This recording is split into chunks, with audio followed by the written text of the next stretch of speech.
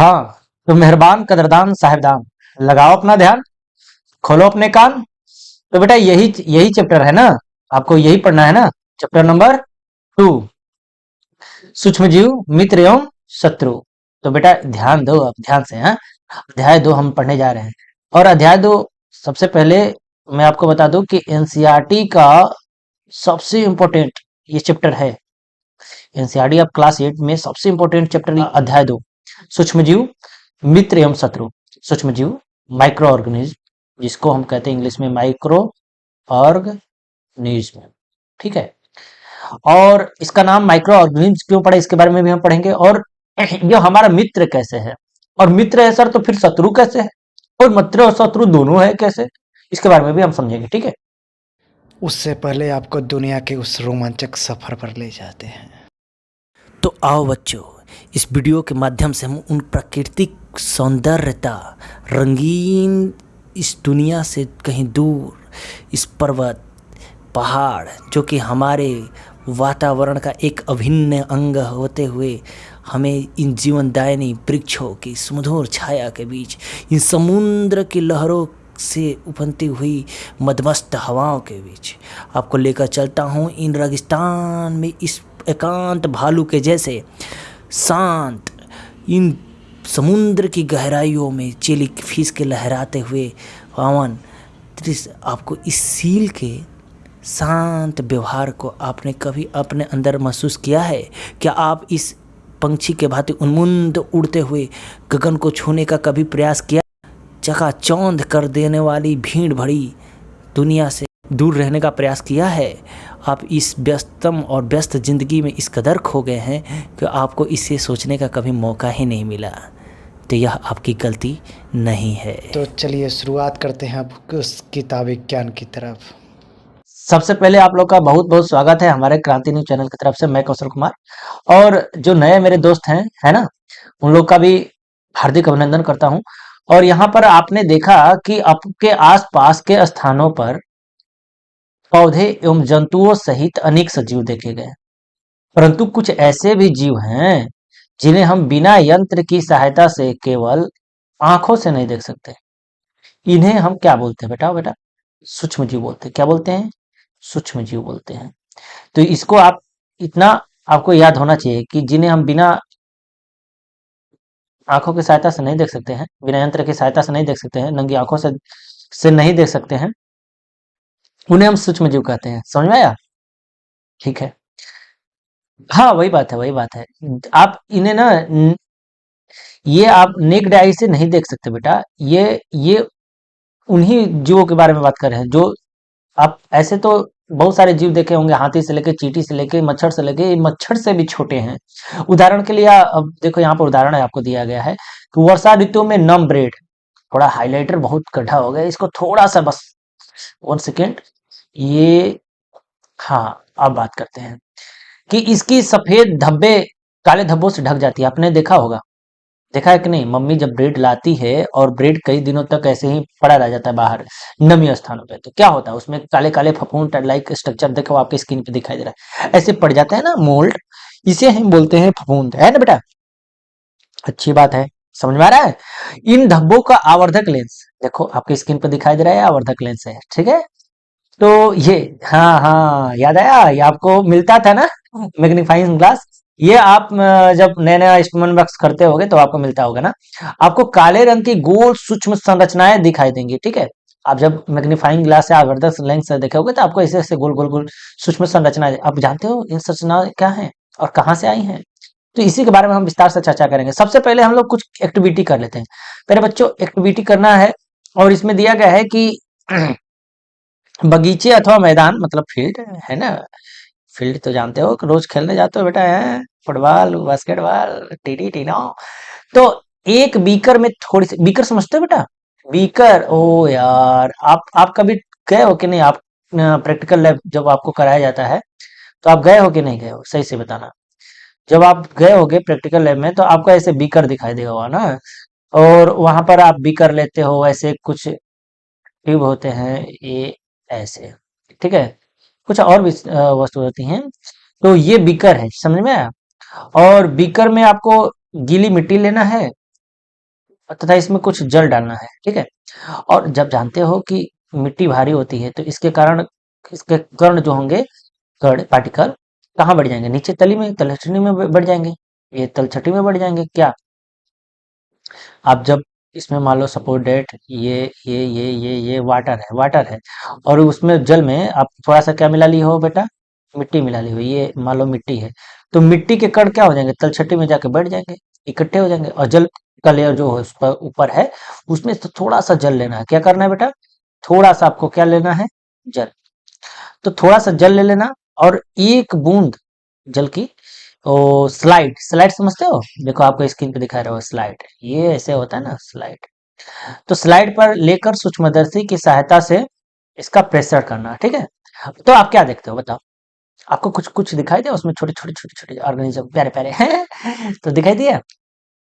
अच्छा चलो अब क्रियाकलाप दो करते हैं, सपोर्टेड इसी तरह है, बस इतना समझ लो ना कि ज्यादा आपको, ये आपको समझने के लिए दिया है, ठीक है।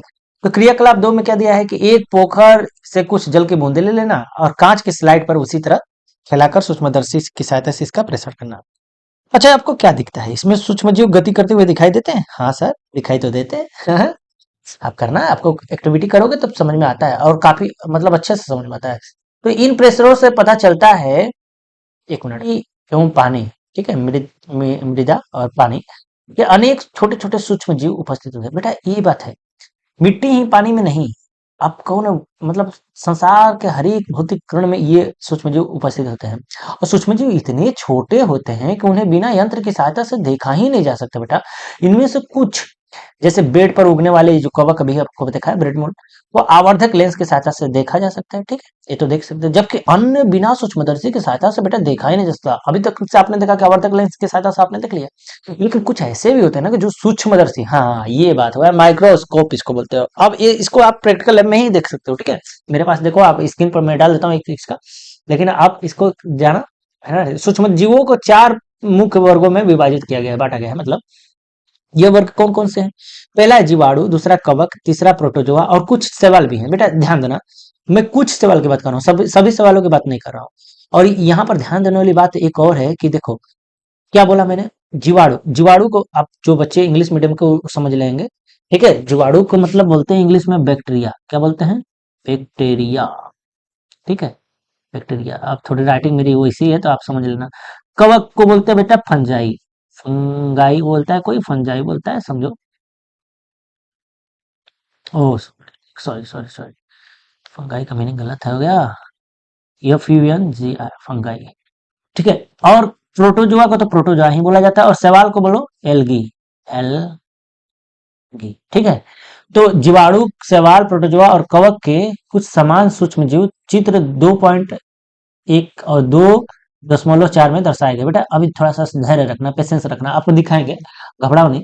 लेकिन इससे पहले हम लोग वायरस के बारे में समझ लेते हैं। वायरस क्या होता है बेटा, वायरस देखो, मैं बता दो बोलूं, ये वायरस जो होता है ना बहुत छोटे होते हैं, परंतु वे अन्य सूक्ष्मजीवों से भिन्न होते हैं। बेटा क्यों, क्यों भिन्न होते हैं पता है आपको, कमेंट बॉक्स में कमेंट करके बताओ, हाँ हाँ हाँ बताओ, गीता, राजू, विकास बताओ बताओ क्यों। क्योंकि सर ये जो वायरस होता है ना, वायरस, इसको सजीव जीव अथवा सजीव, लो सजीव लिख देते हैं, सजीव और निर्जीव का कनेक्टिंग लिंक माना जाता है। क्यों, क्यों कहा जाता है ऐसा कि ये सजीव और निर्जीव दोनों है। बेटा देखो निर्जीव कब होता है, निर्जीव किसे बोलते हैं, जो चल फिर नहीं सकता है, जो ग्रो नहीं कर सकता, जो अपनी वृद्धि नहीं कर सकता, जो प्रजनन नहीं कर सकता, जो सांस नहीं लेता। बेटा मानो ऐसे ही है कि यह जब बाहर रहता है ना, बाहर, तो यह निर्जीव के रूप में रहता है, निर्जीव के रूप में रहता है, और ये मतलब क्रिस्टल के रूप में रहता है, रवेदार के रूप में रहता है। लेकिन यह जब किसी होस्ट बॉडी के अंदर, मतलब के किसी पर्सन के अंदर इन्फेक्शन करता है, उसके अंदर चला जाता है, तो वो निर्जीव के सजीव के रूप में बदल जाता है। मतलब वो अपनी कॉलोनी बनाने लगता है, वहां प्रजनन करने लगता है, मतलब ग्रो करने लगता है, अपने ही मतलब गुड़न करता है, इसको बोलते हैं ना बेटा, क्या बोलते हैं, गुड़न करना, ठीक है, कॉलोनी बनाने लगता है। मतलब यूं कहो ना कि एक चोर के भांति अगर हमारे शरीर में एंटर कर गया तो हमारे पूरे घर को, हमारे पूरे घर मतलब पूरा शरीर को कब्जिया लेता है, ठीक है। हाँ अपना मतलब अभी देखो कोरोना के बारे में हुआ था, ये तो सांस वाली ट्रेकिए में जाकर पूरा अपना विध्वंस मचा रहा था। अर्थात जीवाणु, देखिए ये क्या बता रहा है, ये जीवाणु जो होता है पौधे और जंतु कोशिका में गुणन करते हैं, ठीक है। विषाणु का चित्र 2.5 में दर्शाया गया है, इसको अच्छे से दिखाएंगे। कुछ समान रोग जैसे कि जुकाम, देखो आपकी स्क्रीन पर दिखाई दे रहा है, इन्फ्लुएंजा और अधिकतर खांसी विषाणु के द्वारा ही होते हैं। कुछ विशेष रोग जैसे पोलियो, खसरा के बारे में सुना होगा, पोलियो 2 बूंद जिंदगी की, 2 बूंद आपने पिया है कि नहीं? हाँ सर, बचपन में तो बहुत पिया था। अतिसार और मलेरिया की जब बात करते हैं, तो ये प्रोटोजोआ के द्वारा होता है। अतिसार और मलेरिया किसके द्वारा होता है? तो प्रोटोजोआ के द्वारा होता है, ठीक है। तो इसको भी नोट डाउन कर लीजिएगा, प्रोटोजोआ। प्रोटोजोआ, प्रोटो मतलब क्या होता है? प्रिमिटिव। प्रोटो मैंने क्या होता है? प्रिमिटिव मतलब पुराना। प्रोटो जो मैंने एनिमल, तो बहुत पुराने जानवर। लेकिन ये क्षय रोग, टाइफाइड, ये मतलब ना जीवाणु को केवल नुकसान ही पहुंचाते हैं, रोगजनक होते हैं। तो ये जानते हो टाइफाइड क्या होता है? टाइफाइड, हाँ तो जानते हैं सर, टाइफाइड के बारे में तो जानते ही हैं। हाँ, गंदे दूषित पानी जल पीने से होता है। और सुनो, क्षय रोग क्या होता है? टीबी, ट्यूबरकुलोसिस जिसको बोलते हैं, तपेदिक, ये भी जीवाणु के बैक्टीरिया के द्वारा ही होता है, ठीक है ना। तो इसको भी याद रखना है।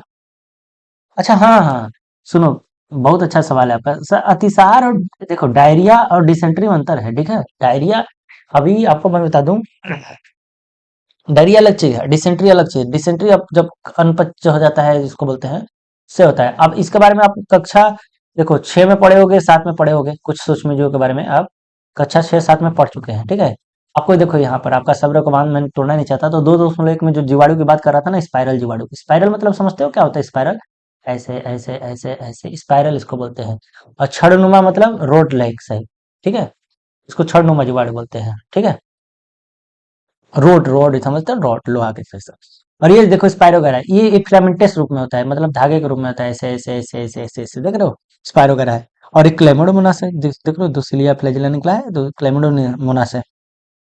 ये शैवाल है बेटा, एल्गी है। एल्गी जो है ना, first first living plant on the earth, algae, ठीक है, याद रखना एल्गी।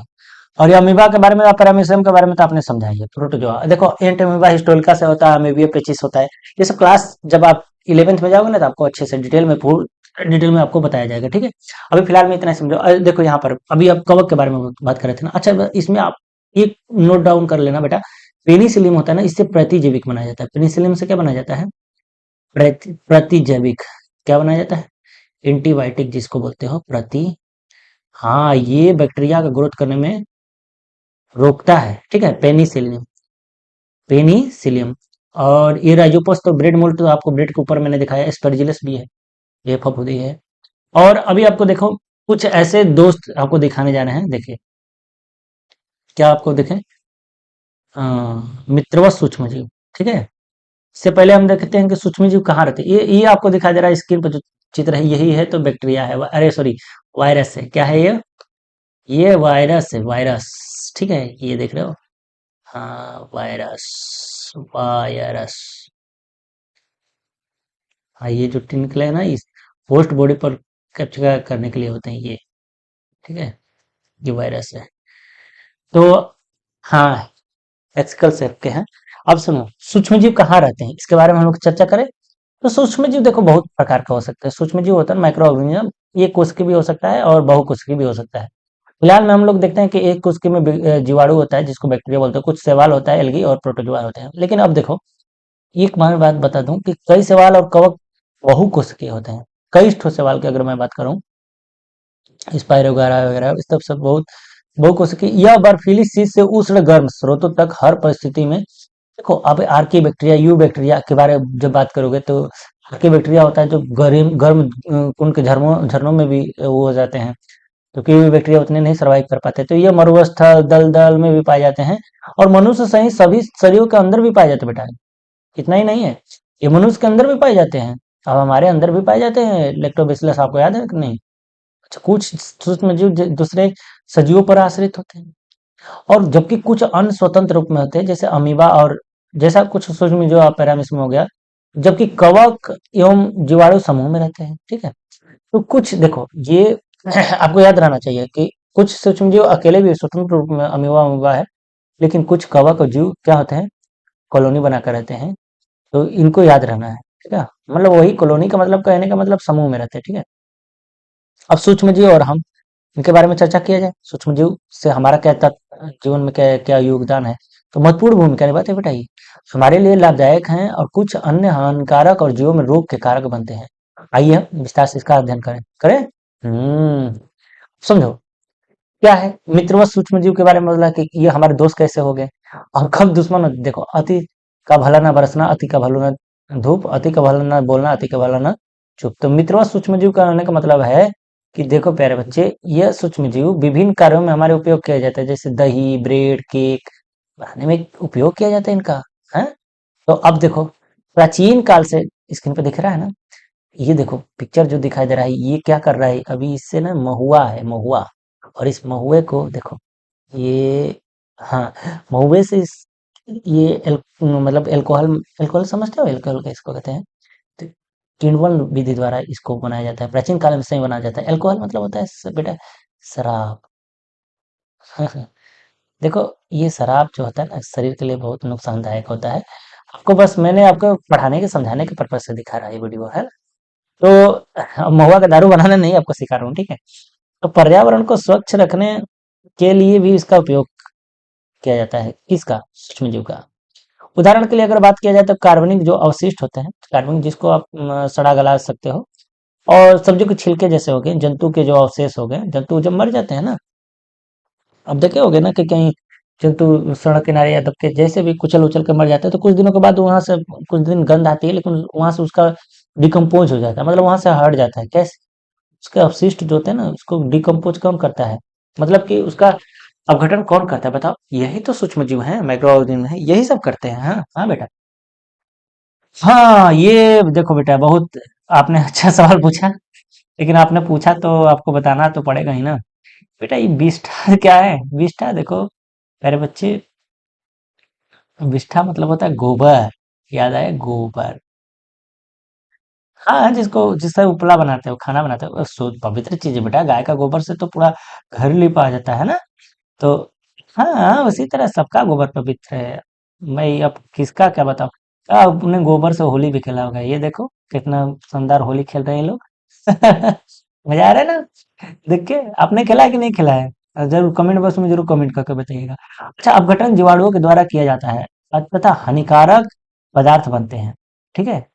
तो स्मरण करिएगा, ठीक है ना। तो जीवाणुओं का उपयोग औषधि उत्पादन में भी किया जाता है, अभी हमने बताया ना, औषधि उत्पादन में। और कृषि में मृदा की उर्वरता, अब आपको बताया जाए, स्तरीय नाइट्रोजनस वेक्टर होते हैं। तो नाइट्रो ये क्या होता है कि नाइट्रोजन का स्थिरीकरण करते हैं। नाइट्रोजन समझते हो, यूरिया, तो उसमें नाइट्रोजन ही तो पाया जाता है ना। तो नाइट्रोजन का स्थिरीकरण भी करते हैं बेटा, नाइट्रोजन फिक्सेशन का काम करते हैं। अच्छा, आपने मम्मी को दही से, दूध से दही बनाते हुए देखा होगा कि नहीं देखा होगा। हाँ देखो, इसने इसकी जो पहेली है ना, पहेली, इसकी माँ ने क्या किया, गुनगुने में थोड़ा सा दूध दूध में थोड़ा सा दही मिलाते हुए देखा। इसने दही क्या हो गया, बाद में जम गया, ऐसा उसको आश्चर्य होता है, ऐसा क्यों हुआ है। तो आप कक्षा 7 में पढ़ चुके हैं कि जीवाणु दूध को दही में परिवर्तित कर देते हैं। क्या नाम है उसका? लैक्टोबैसिलस। तो याद रखना, कौन सा जीवाणु है जो दूध को दही में बदल देता है? लैक्टोबैसिलस। अच्छा, इस दूध में दही को, वह दूध में जनन कर देता है और दही में परिवर्तित कर देता है, अपना मतलब कॉलोनी बना देता है। और सुनो, जीवाणु पनीर, अचार और अनेक खाद्य पदार्थों के उत्पादन में सहायक होते हैं, ठीक है। सूजी, आपने इडली और भटूरा तो खाया होगा। अब देखो ये कैसे बना रही है आंटी जी, क्या करेंगे इसमें। हाँ, यही है ना, तो थोड़ा देर गूंथ कर रख देने पर ना क्या हो जाता है, देखो देखो देखो देखो। हाँ, ये भटूरा बनने का तैयार है, ठीक है। तो संकटक दही है। क्या आप अनुमान लगा सकते हैं कि ऐसा क्यों है कि जीवाणु ईस्ट चावल के आटे पर किण्वन में सहायक होते बेटा, और इडली डोसा बनाता है, समझ में आया। तो आप जब इडली डोसा खाना, उसमें कार्बन डाइऑक्साइड हो जाता है ना, इसीलिए। तो अच्छा, एक बात बताएं बेटा, अभी थोड़ा सा हमको इस जो लेक्चर है ना, इसको 2 पार्ट में डिवाइड करना पड़ेगा, क्योंकि क्या है ना, वीडियो लंबी हो जाती है और मेरे पास उतना रिसोर्सेज नहीं है। तो सॉरी, इसके लिए मैं माफी मांगता हूँ, फिर भी मिलेंगे इसके नए वाले हिस्से के साथ। तब तक के लिए दीजिए इजाजत। नमस्कार, धन्यवाद। ठीक है, थैंक यू।